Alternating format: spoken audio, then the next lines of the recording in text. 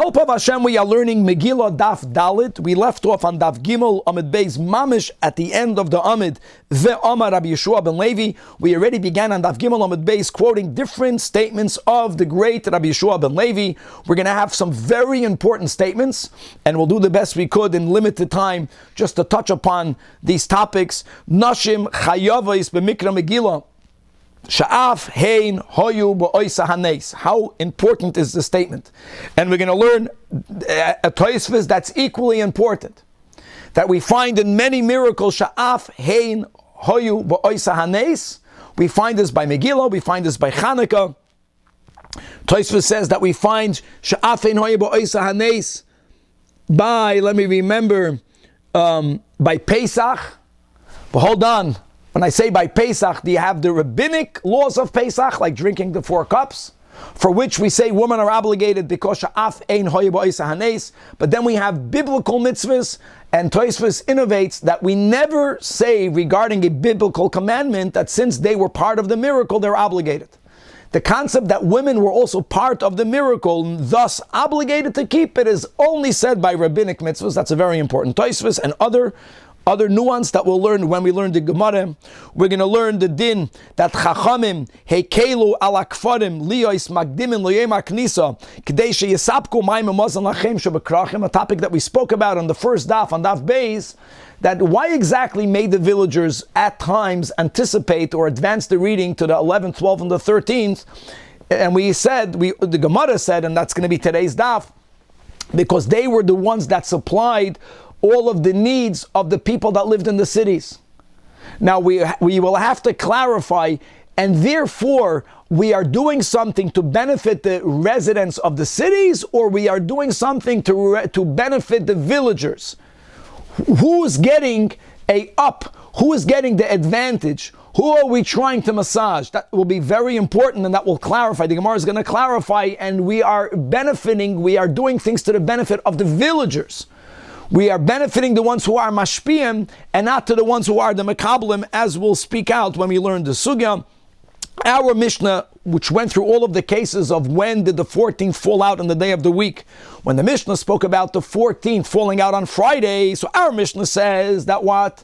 That the villagers, right, they get to read it on Thursday. The people that lived in the unwalled cities, they read it on Friday. What about the people that lived in walled cities? So our Mishnah writes that the people that lived in the walled cities, on Shabbos you don't read the Megillah. So if the 14th is Friday, the 15th is Shabbos. V'lo yavod, you never go later. You're never going to read it on the 16th. So our Mishnah says that they read it on the 14th. So the walled cities and the unwalled cities residents read it on the 14th. We will see it's a subject to a machlokes tanoim. And there's a Tana that holds that in such a case, the people that lived in walled cities, they read it on Thursday, together with the villagers, on the 13th. Because we never want for residents of walled cities and unwalled cities to read it on the same day. That's going to be a beautiful topic, and that's going to lead us into, everyone subscribes to the fact that if Purim falls out on Shabbos, whether it's the 14th or the 15th, to whoever we are referring to, Megillah is never read on Shabbos. Why is the Megillah not read on Shabbos? We're going to learn yet again what we call Gzeira Derabba. However, what we will have at the end of Daf Dalid is another reason that's connected specifically to the Megillah reading. Everyone subscribes to Gzeira Derabba. Everyone holds that shofar is not blown on Shabbos, that the Daled Minim are not taken on Shabbos. When it comes to the reading of the Megillah, there is another reason why we don't do it on Shabbos, which is a phenomenal reason, and that is that the poor people anticipate, they wait anxiously for the time that the Megillah is going to be read, because they know that when the Megillah is read, they're going to receive Matanas Lavyonim. If the Megillah is going to be read on Shabbos, you're not allowed to carry on Shabbos. So because of the aniyim, we never want the Megillah to be read on Shabbos. Now this will now clarify something else, and if I misspoke, I want to correct myself, that even though the topic of the opening of the Masechta is regarding the reading of the Megillah, and someone asked at the end of the first Daf Beis, what about the other mitzvahs? And I said, the other mitzvahs are done on the right time. No, I misspoke. All the other mitzvahs are done on the right time. But as we will learn in the end of today's daf, that matanas le'evyonim, which is one of the mitzvahs connected to Purim, is always done together with the reading of the Megillah. And the other mitzvahs are done on the right date. And much more. Chavra, let's start. It's late on Daf Gimel, Amud Beis, Mamash at the bottom. Ve'amar Rabbi Yeshua ben Levi, turning to Daf of Dalid, that you should know that the cities of Loid, or Lud, and the city of Oinoi, and the city called Gei HaCharashim, Zakt Rashi, all of these cities are cities in the territory of Binyamin, that they had a wall from the times of Yeshua ben Nun. Did Yeshua build it? It was built later. It was built by someone called El Pa'al. El Pa'al Benani, as it says in Divrei Hayamim, Ubenei El Pa'al, Ever Umisham Vishamed, Hu Bana Es Oinoi Ve'es Lodu Benoi Seha. And that's after the times of Yeshua ben Nun. Answers the Gemara with the question, Ula Taimeich. When you read in scripture that a certain individual built a city, what do you think it means? That prior to that person it was never built there before? If that's the way you're thinking, the truth be told, that these cities were not even built by El Pa'al. There's another verse in Divrei Hayamim that speaks about a later event. Asa, who was after El Pa'al, he was the one that built these cities. And therefore, how do you resolve that? Amar Rabbi Lazar, like this: Loid, Lud, and Oinoi, and Gei HaCharashim, and other surrounding cities, Hani, Mukafos, Chayma, Mimois, Yeshua ben Nun. These cities were built, and they already had a wall. And like we learned in the end of last year, first there was a wall, then there was a settlement from the days of Yeshua ben Nun. Eloma Charuf, they were destroyed. When were they destroyed? Again, for those of us who learn Tainus, another reference to this tragic event that happened by Pelegish Begiva, that as a consequence of the civil war that ensued, many of the cities in the territory of Binyamin were destroyed, and including these cities. And what did we learn at the end of Daf Gimel? We learned a very important concept, that if you have a city, even though we learned it according to the Rashba, but the concept is according to always, that if you have a city, and Ashaloi Chayma, and it had a wall, and then the city was destroyed, when it gets rebuilt, the status of the walled city goes back to it, meaning the status of it being a walled city from the days of Yeshua ben Nun, even if there was a period in history, a period in time, where there was nothing there. For us, El Pa'al Benani, and after El Pa'al rebuilt the cities, later it fell, it collapsed. Hadar Inpol. And then came along Asa and Shaptsininu, and he restored it. Stam to be medayik, that obviously when these cities got destroyed during the times of Pelegish Begiva, it mamish got destroyed completely. So El Pa'al built it. What happened later, it wasn't completely destroyed. It deteriorated. That's why Asa didn't build it. Asa didn't benani. Asa was only Shaptsinu. Okay, right. And Daikaname, the Chsiv, Vayomer li Yehuda, this is Asa. Nivnes ha'adam ha'ela. Let's build these cities. Why is he even calling them cities? He should have says, let's build. Mechlal da adam havu, they were already cities. Meikara. Indeed, shmaminam. Weiter. Next statement. Rabbi, just to clarify, if it gets rebuilt, the city, but there's no wall that gets rebuilt, they still do it on the 15th. They still do it on the 15th. That's the point. Shkoyach. That's Asher Loi Chaimam. Asher Loi Chaimam in Parshas Bahar, you know, there's in Yiddish, Lamed mit Avav, Lamed mit an Aleph, which mean opposite things. Loi, to him, Loi, no. Asher Loi Chaimam, there's one place where it has both a Vav and an Aleph. So that it means that even if the city currently does not have a wall, since it had a wall from the days of Yeshua ben Nun, it has the status of a walled city. This is a very big topic here. That women, nashim, chayavos, b'mikra Megillah, they're obligated to read the Megillah.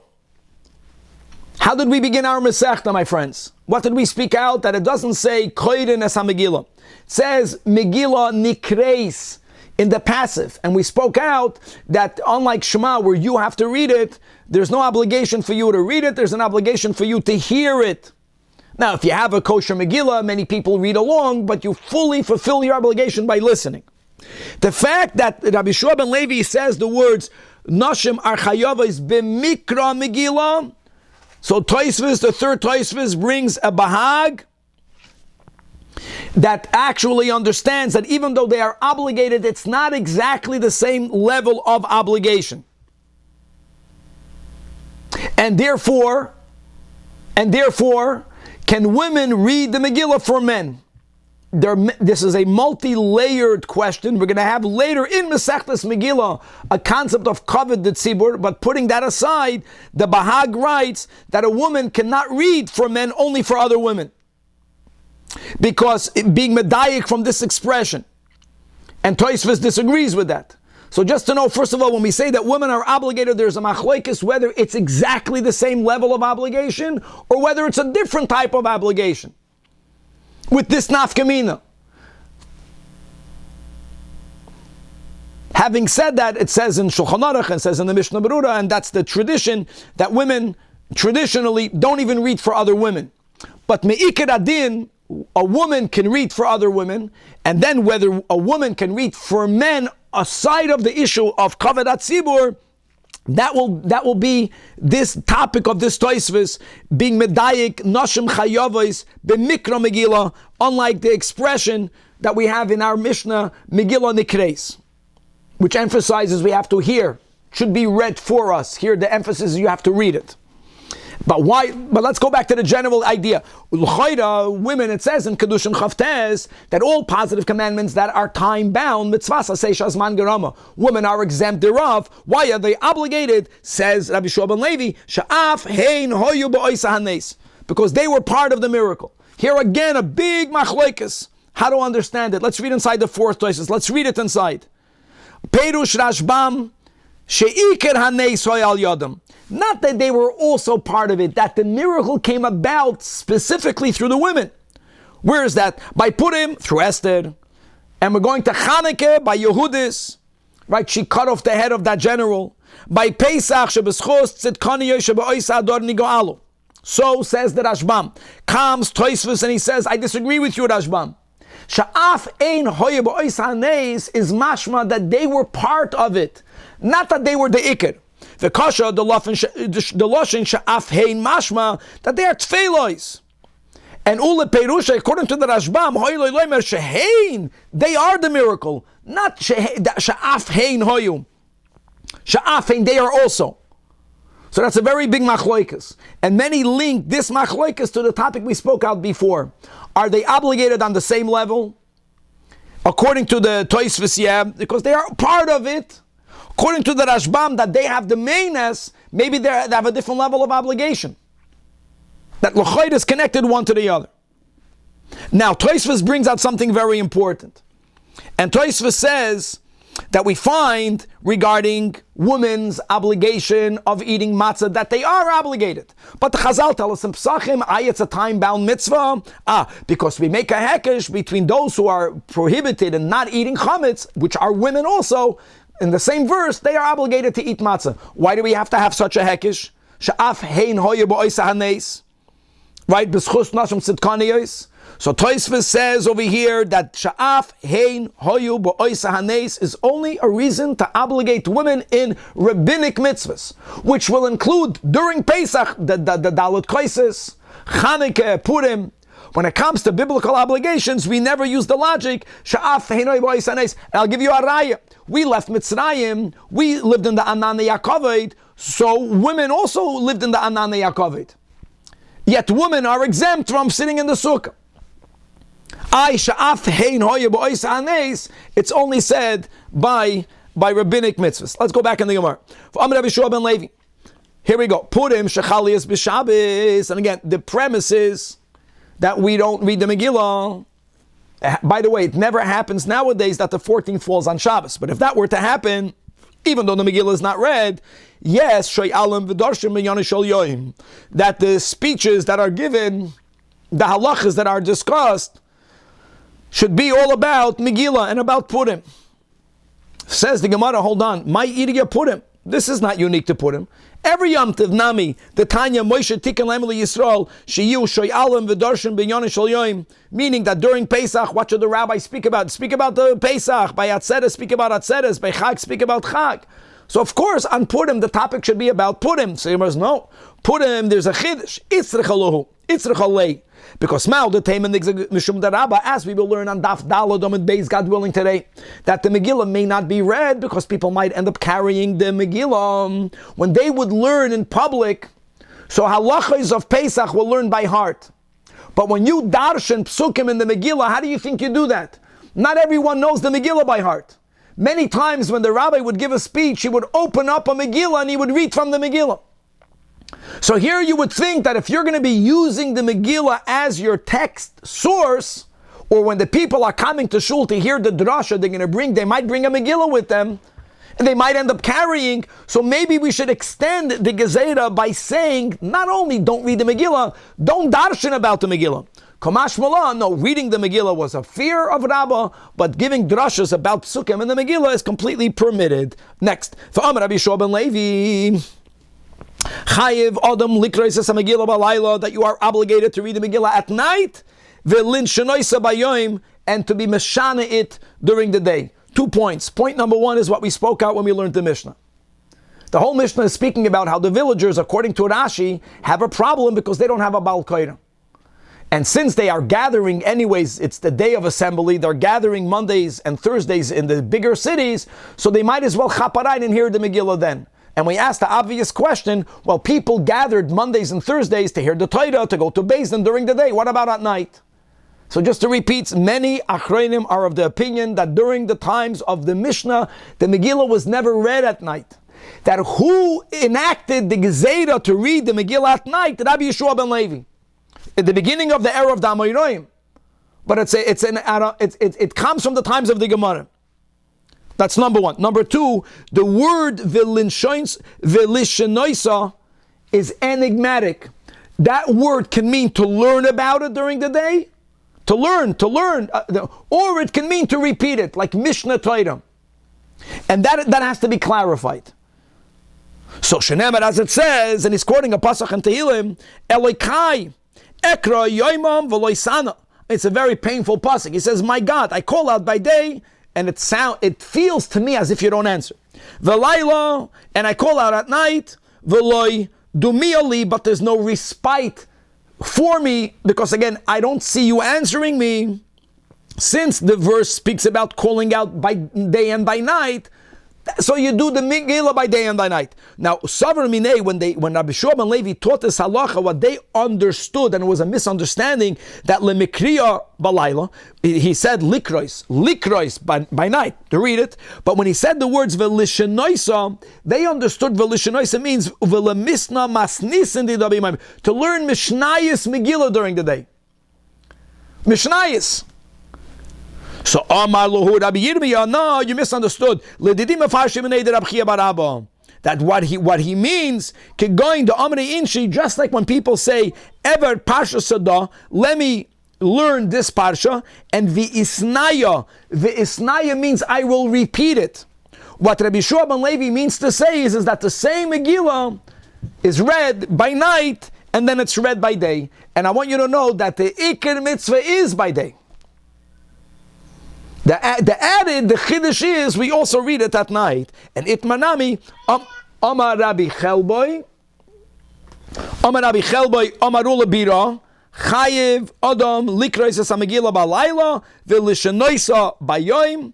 And here we have a pasuk shenemar, Lema'an Yizamercha Chavoid, so that my soul, right, will sing your kavoid, Velo Yidaim, and I won't be silent. Hashem Elokai Lo'olam Oideka. Now this pasuk is gavaldik, because this pasuk is speaking about thanking God. And as we'll see later, that we don't say Hallel on Purim. One of the reasons why we don't say Hallel on Purim, Hallel is thanking God, praising and thanking, because the Megillah is praising and thanking. And the words Leman Yizamercha refers to the day. The Lo Yidaim refers to the night. So you have a verse that's alluding to praising Oideka both by day and at night. And that's Taka the Mitzvah, as we do it nowadays, that we read the Megillah, let's go in the order, at night and then again at day. Ella, going back to the Mishnah, right, 3-4 lines before the bottom of the Amid, Shakfare Magdim Eliyah Maknis. Amar Rab Chanina, Chachamim heikelu al akfarim, the sages were lenient when it comes to the villagers at times, not always, but at times, liyos magdim and limaknisa, that they sometimes can read the Megillah, they can advance the reading, they can anticipate the reading at the day that they anyways are gathering in the bigger cities. Why? So they will be available, it sounds like, to provide all of the needs, water needs and food needs to the city dwellers on the 14th. So taking away, that's what it sounds like, taking away from them another responsibility of hearing the Megillah on the 14th will free up for them more time, and they will be more available to provide all of the Simchas Purim added needs on Purim. Again, the way it's worded in the beginning is that we're making a takana that's going to benefit whom? For the benefit of whom? For the city, for the people that live in the city.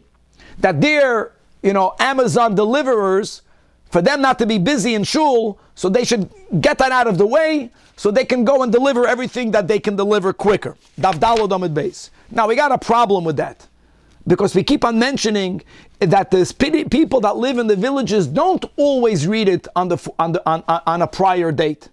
That it's mainly for the benefit of the people that dwell in the cities and in the towns. It's not for the villagers, it's for the recipients of their service. It can be. Because we learned in our Mishnah Chaliyas B'Sheni that when the 14th falls out on a Monday, they both read it on Monday. Now, V'im Isa, if we want to benefit the people that live in the towns/cities, so hold on, here also, let the villagers read it in the prior Yom HaKnisa, in order for them to have more available time on the 14th to deliver Simchas Purim needs. So the Gemara says that's not a kasha. Because even though, let's assume that the takana was for the benefit of the town dwellers, for the benefit of the city dwellers, not for the benefit of the villagers. Let's assume that even then, they don't read it any time prior to the 14th. They read it on a prior day of assembly. Now, when we spoke this out on the Mishnah, when Purim falls out, when the 14th falls out on Monday, you know what day in the month is the prior Thursday, the 10th of Adar? Can't do that. Because then, Havalu Asara, the prior Thursday, or when the 14th is on Monday, then the prior day of assembly, which is Thursday, is the 10th of the month, and Va'asara lo takenu Rabbanan. We're not allowed to read it on the 10th, so it's not optional. But we're not done yet. Still, Tashema. Again, how can you say, the way we initially understood, that we're making a takana to benefit the people that live in the larger towns and cities? Chal, it says in the Mishnah that when Purim falls out on Thursday, when the 14th falls out on Thursday, here again, both the Kefarim and the Ayaris Gedolos, they read it boy by Yom. Now we have a kasha. Because the prior Yom HaKnisa is the 11th. The Im Isa, that we want to benefit the people that live in the towns and cities. If the villagers will have to hear the Megillah on Thursday, they won't be available, or they'll be available less time on Purim. So why don't we say also Ligdimul Yom HaKnisa, which will only be the 11th? Answers the Gemara. Here I can also answer that Miyom HaKnisa lo Yom HaKnisa lo Dochinon.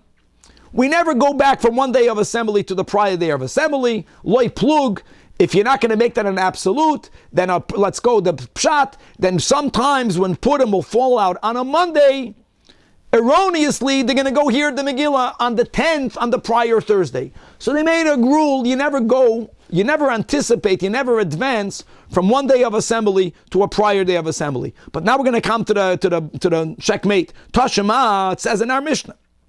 Not now, we're going to have this on Dafei. That Omer Rabbi Yehuda. Amosai, when do we allow villagers to read earlier? Only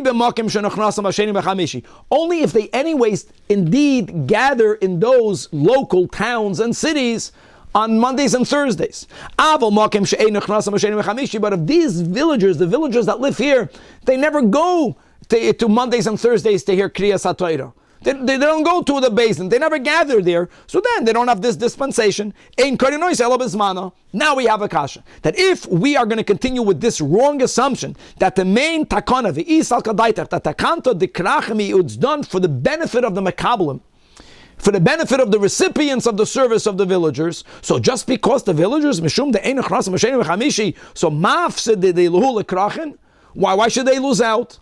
We should always decree that the villagers have to get their obligation out of the way for them to have more available time on the 14th. So indeed, loy tema, don't read the statement which makes it sound as if it was done primarily for the benefit of the town/city dwellers, kedei sheyisapku, in order for them to be available to provide water and food. No, explain why we made a takana that will circumvent their need of making a special trip. In other words, you have to celebrate Purim, but at times when possible, for the benefit of the villagers, if they are anyways gathered on a prior date, as long as it is 11th, 12th, or 13th, you allow for them optionally to fulfill their obligation then, in order for them not to have to make a special trip on the 14th to hear the Megillah. They are being rewarded, and we're honoring the service that they are providing. That answers everything. In other words, if there's no benefit gained, if they're not gaining a benefit because they're not gathering on Mondays and Thursdays, then why would we tell them to read it on the prior Monday and Thursday? It's for their benefit. It's only if they are gathering anyway, so they can get it out of the way. Gewaltig. Okay. And now from here until Ashtikal, the next big part of this Amid is going to point out, like we mentioned in the introduction, that there is a case that the Mishnah gives that is not according to all of the Tanoim. So one case that the Mishnah was giving on Daf Beis was Chal Liyos Basheni Bashavos. Not yet. Okay, 1 second. First, the Mishnah began. The first case of the Mishnah was that if the 14th falls out on Monday, then Kfarim Va'ayoris Gedolos, both the villagers and the people that live in towns and big cities, they read it on that day, on Monday, and the people that live in the walled cities, they read the Megillah on the 15th, on Tuesday.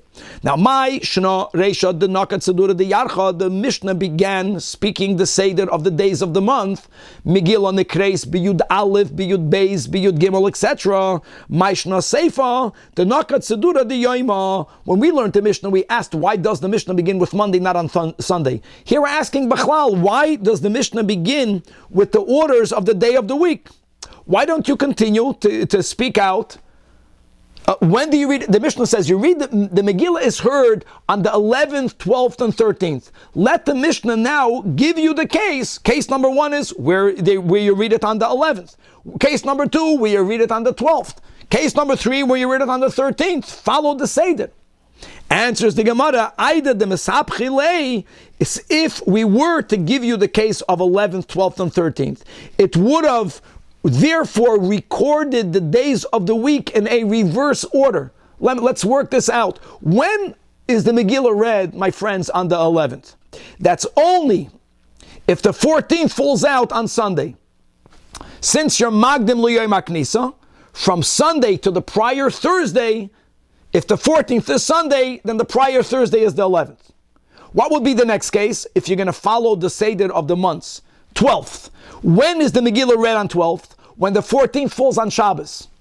No, it's case number 1 would have been when the 14th falls out on Sunday.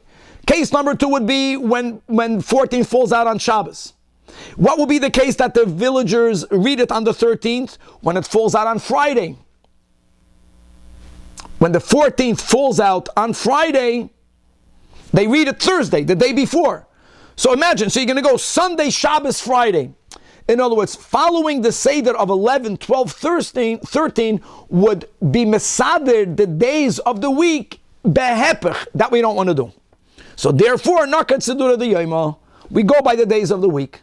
And again, for the question, why does the Mishnah not begin in the case of Sunday? Why does the Mishnah begin with the case of Monday? To point out that it's not, we would prefer for everyone to read it boy by yom. And we give the first case of the Mishnah of Monday is where everyone reads it on the right date, on the 14th and on the 15th. And there's less agudais. And then the Mishnah gives cases where, as we mentioned, since we are rewarding the villagers for the fact that they are the supply chain, so for them not to have another additional gathering, we allow them to read it when they are gathered anyways on a prior Monday or Thursday. Okay, now the Mishnah is focusing, the Gemara is focusing on the case of the Mishnah, that Aliyah is be'erev Shabbos, that what happens if the 14th falls out on Friday? So what did we learn in our Mishnah? That's important. Our Mishnah says like this, if 14th is on Friday, so the villagers read it Thursday, which is on the 13th. And the Mishnah writes then that both the Ayaris Gedolos and the Mukafais Chayma, they read it on Friday. That was a big thing. In other words, the people, the residents of walled cities don't read it on Shabbos. They don't read it on the 15th. They can't delay it. V'lo yavod. So they have to anticipate, they bring it back to Friday. So that will be the case where walled city and unwalled city both equally read it on the 14th. So says our Mishnah. Our Gemara now says, you should know that our Mishnah is either following Rebbe and not those who argue with Rebbe, as we'll see in a moment, or our Mishnah is following the Shita of Rabbi Yossi, and not with those who argue with Rabbi Yossi, as we'll see in a moment. So let's go learn the Braisa of Rebbe, and let's learn the Braisa of Rabbi Yossi. My Rebbe de Tanya. Chali is be'erev Shabbos. If the 14th falls out on Friday, Kfarim v'ayaris gedolos magdim aliyah maknisa. How great is that? The villagers go back to Thursday. That we know. The ayaris gedolos herst. The people that live in the cities will also go back to Thursday. They will also read it on the 13th. And umukafin chayma, the residents that dwell in walled cities, they will read it on the 14th. How amazing is that? In other words, this Tanach holds that we always need for the residents of the walled city to read it a day after the residents of an unwalled city read it at. And the only way you can make this happen is by bringing back even the Ayaris Gedolos. Rabbi Omer, which is what our Mishnah quotes, that Omer Ani, no, that Lo Yitchu Ayaris Memekoimim. The people that live in the normal unwalled towns and cities, they should not be moved back. Which is what it says in our Mishnah. Now let's understand what's underlying this machlokes. My Tama the Tanach, because it says B'chol Shana V'Shana. We want all the years to be the same. How does he apply the B'chol Shana V'Shana, the Tanach? My Kol Shana V'Shana. Ayaros Koidmois L'Mukafim, they read it a day earlier. Afkan, they have to read it earlier. And the only way that can happen is if the Ayaros read it on Thursday, on the 13th. Because the Mukafim cannot read it on Shabbos. It's never an option to read it on the 16th, so this is the only option. Meaning, my kol shana v'shana ein nidachan ayaris me'mekoimim. The people that live in an unwalled city, they never have the dispensation of the villagers. They always have to read it on the 14th. Afkan, they should have to read it on the 14th, which is what our Mishnah says. So shana hachid, the Tanach will hold the lo yafsher. That can be because the svara that they have makes them understand that it must be that ayaros have to be koidmois lemukafin. And now the Rebbe my Tama from the same verse, it says b'chol shana v'shana. My kol shana v'shana ein ayaros nidachan me'mekoimam. They never have this dispensation to read it on any other day other than the 14th. Afkan, when the 14th is on Friday, lo yitchu ayaros me'mekoimam, and they read it on the 14th. I the aim b'chol shana v'shana, my kol shana v'shana, ayaris koidmois l'mukafin, afkan name ayaris koidmois l'mukafin. Answers the Gemara, no. Shani hachid lo yafsher. No, here you see that even when you have a scriptural source, it's predicated on a certain way of thinking, and your way of thinking, so to say, coerces you, directs you to interpret the psukim according to your seichel. Now, yes. The dispute here is whether the unwalled cities would do it on the Friday or the Thursday? Yes. And normally, to do it on the Friday, why wouldn't you go back to say, like we always go back to the Monday or Thursday? No. Only villagers go back. The villagers for sure go back to Thursday. Here we're speaking about... It's like a regular big city. Yeah, the Ayaris go back. Yeah. Now, my Rabbi Yossi, the first medium-sized line, the Tanya, Aliyah is be'erev Shabbos. Again, the 14th is on Friday. Mukafin v'kfarim magdim aliyah maknisa. We spoke this out on the intro. Wow. The Tanakh here holds that the walled cities, they go back to Thursday with the villagers. And va'ayoris gedolos leave it on their date. Bye. And on that, Rabbi Yossi argues. And he says what we have in our Mishnah. Ein mukafin koidmin la'ayoros. You never have a scenario where the walled city residents will read it before the unwalled. Ela elu elu koidim b'yayim. Now, kfarim, Danny, go back. That no problem. The villagers go back to Thursday. That's the rule that we make. Now, my time at Tanakh, same thing. It says b'chol shana v'shana. So we want for there to be a consistency. My kol shana v'shana ayoris ba'arba asar, that the people that live, the residents of the unwalled cities, they read it on the 14th. And v'zmanei sholzeh lo zmanei sholzeh. We never have residents of unwalled and walled cities reading it on the same date. Afkan ayoris ba'arba asar. And in order for it not to be on the same date, you got to move it back. So move it back to the 13th. V'zmanei sholzeh lo zmanei sholzeh. Right, the residents of walled cities will read it on the 13th. Ve'ema asks the Gemara, b'chol shana v'shana, Michael shana v'shana.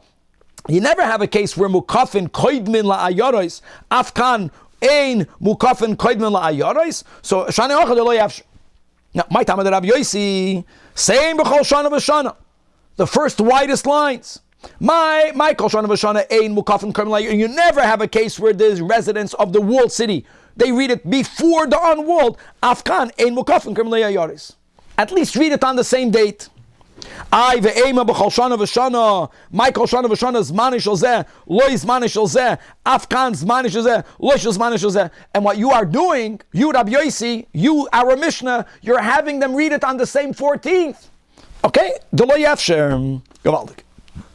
Fragt die Gemara v'savar Rebbe that ayaris are never shifted back.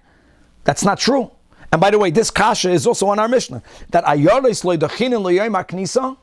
there is a case that we had in our Mishnah where you do move them back. Where was that? What happens if Purim falls out, if the 14th falls out on Shabbos? Again, in our calendar it never happens, but if that were to happen, when it happened prior to the fixed calendar, what might happen after Mashiach comes?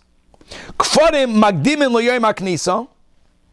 The villagers go back to Thursday. Va'ayoros gedolos koidem be'erev Shabbos.